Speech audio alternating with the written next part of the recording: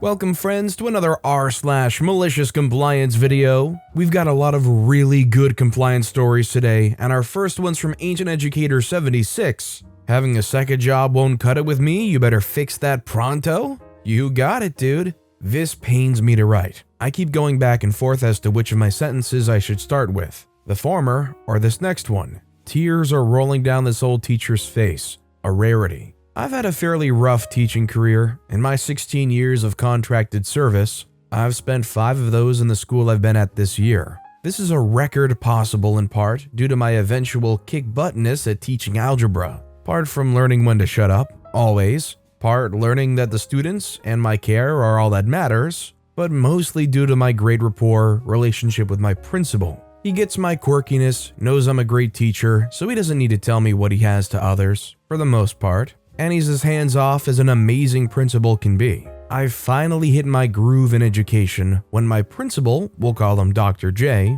just got his doctorate and is now moving onward and upward. Crap.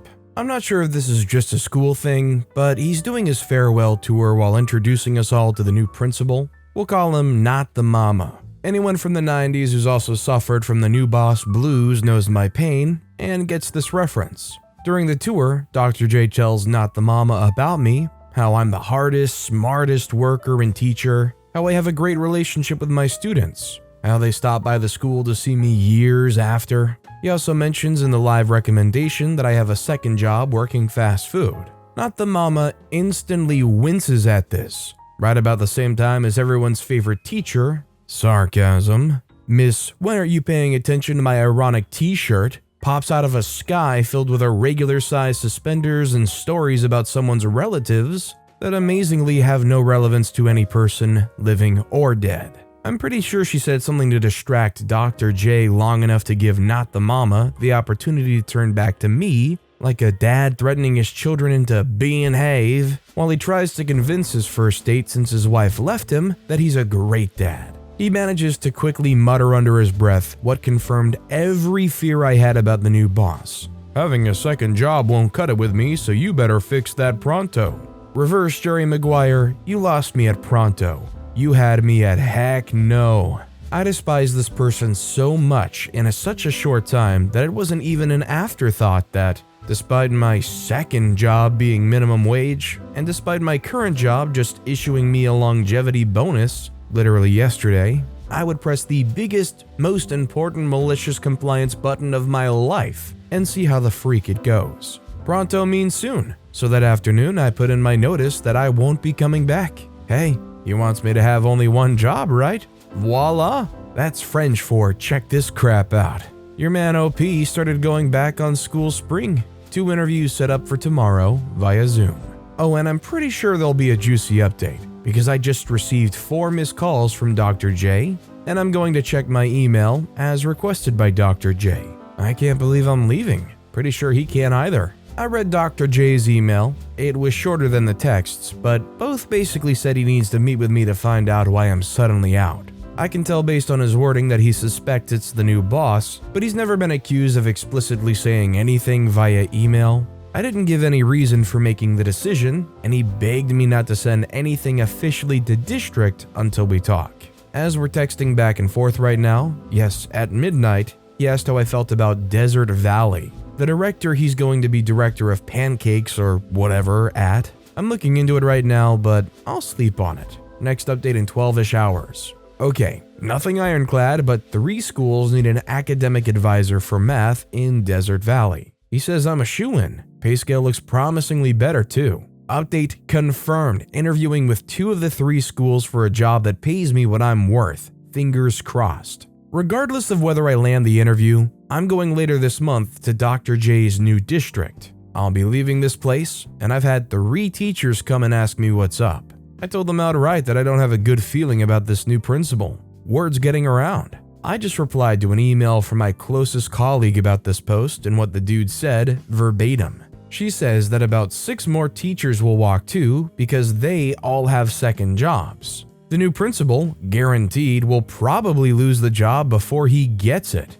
I've seen this type of behavior before, and when the gossip train leaves the station, it always comes back with less passengers. And in this case, no conductor. There's only two options. Option 1, this guy meets with district about the influx of feedback, as negative as it was instantaneous, and decides to walk. Option 2, same beginning, but decides to stay and fight the good fight. The uphill battle just got a steeper incline for him. He's such a drastic change from Dr. J that it's a wonder he got the job in the first place. I'm curious how his interview went. Either way, I do feel for the kids because that's who will suffer the most in all of this. Unhappy teachers are education killers, but I can't think of all this right now. I have to get my mind right, positive, and forward thinking. If you were a higher up who promoted somebody or hired somebody to a new management position, and all of a sudden you saw an influx of workers, some that had been there for a while, start straight up leaving, would that make you immediately second guess your decision?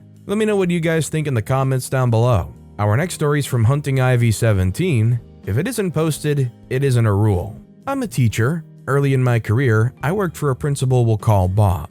One day, a student got a little bored in science class. Being a teenage boy, he decided that third period was the appropriate time to whip out his phone and browse the hub. He quickly got caught showing an unapproved documentary to some of his classmates. The science teacher sent the student to Bob and expected he would face consequences. Unfortunately, Bob felt that the teacher was to blame. The teacher had never explicitly stated that students weren't allowed to watch adult entertainment during class. It wasn't even posted on the wall. For those of you not in education, if you write something on a poster and put it on a wall, teenagers will pay attention to it. Bob informed the science teacher that they were lucky they were only getting a verbal warning. This time, we were all told to update our posted rules and explicitly tell students what they could and could not do in our classrooms. Cue the malicious compliance. I got a stack of index cards and started listing all the rules I could think of.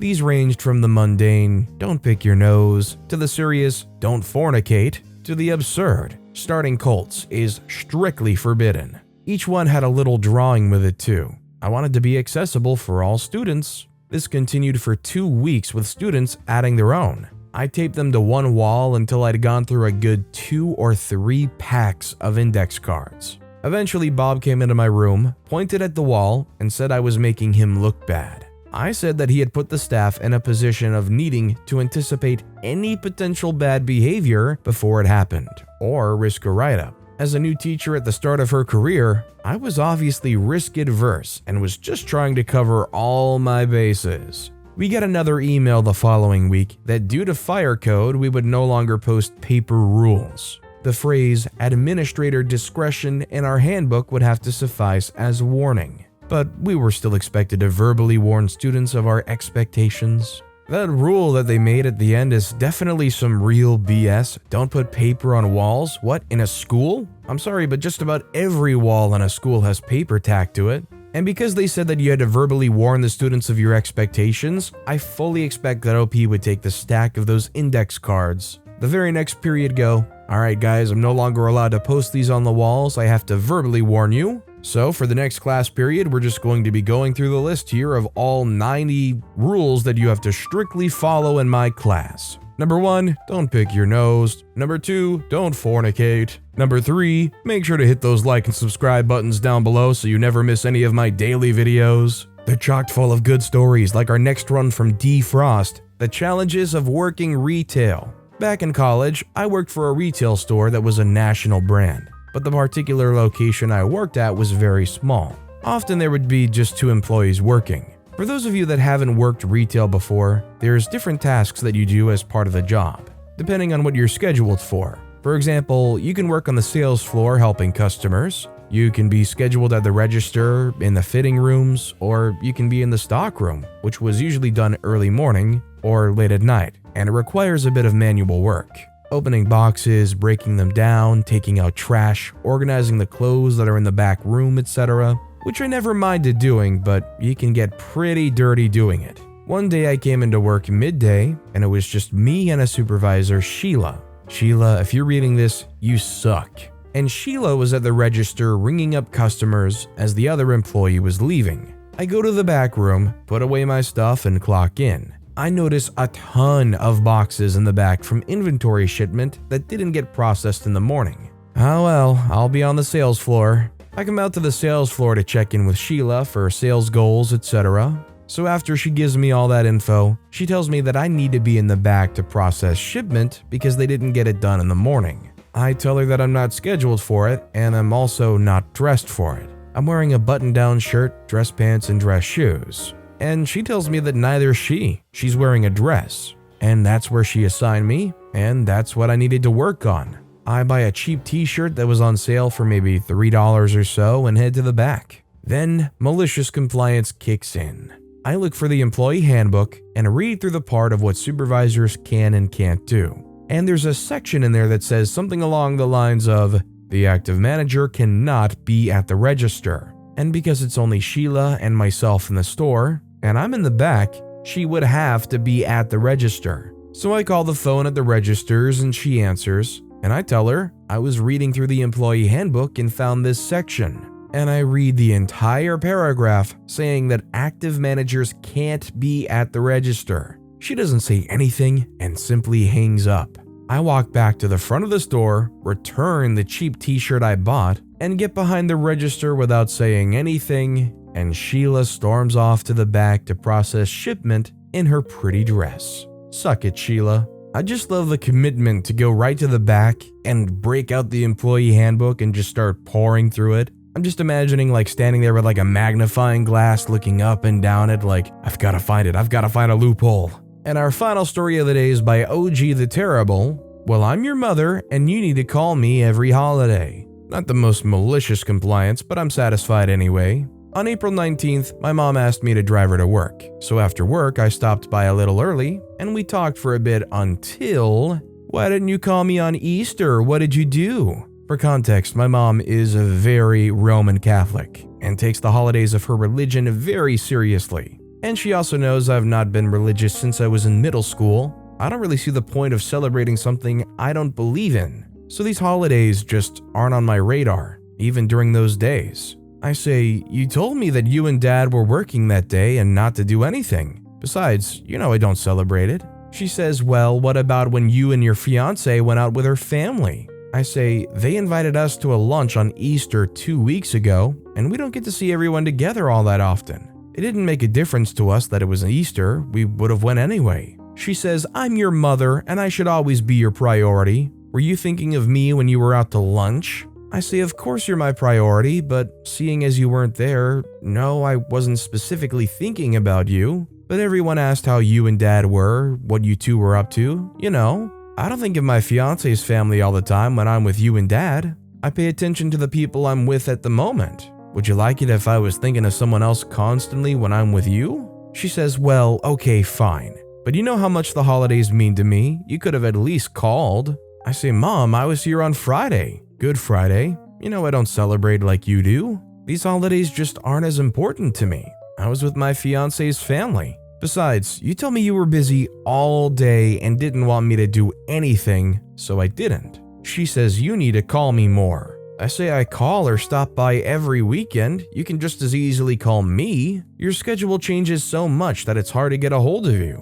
She says I call you every week. Me pulling out my phone said, you last called me over a month ago. I've called or visited you every week. Mom, getting a bit flustered, said, well, I'm your mother and you need to call me every holiday. I say, every holiday? She says, every holiday.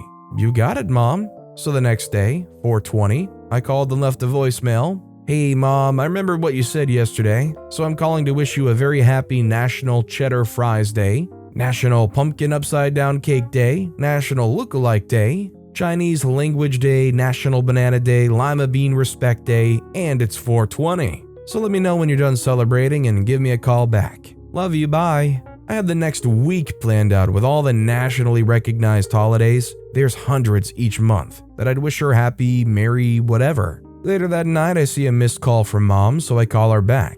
She says, so I wasn't expecting that, but it was funny. I say, you told me to call you every holiday. She says, you're a real smart bud, you know that? Lord knows where you get it from. I say, well, I got it from you and Dad. You two can fight for the credit. She says, just call me on the holidays we celebrated when you were younger. No problem, Mom. She gets her phone calls, and I got my malicious compliance. To be fair, OP's right, there's like a million holidays. Every single day has some kind of national day. I remember looking around for like a list of holidays that were coming up in like April or something, and you'll get these lists that say like the 14th is National Sidewalk Day or just whatever, like ridiculous stuff. But with that being said, that's all the time we have for today. So of all these stories I've read today, which is your favorite and why? Let me know in the comments down below. And if you haven't yet, if you could like and subscribe, that would mean a lot to me. Whatever you do, whether it's liking, subscribing, turning notifications on, all of it helps grow this channel, and I appreciate the heck out of it. So until next time, I'll see you all tomorrow with some more stories.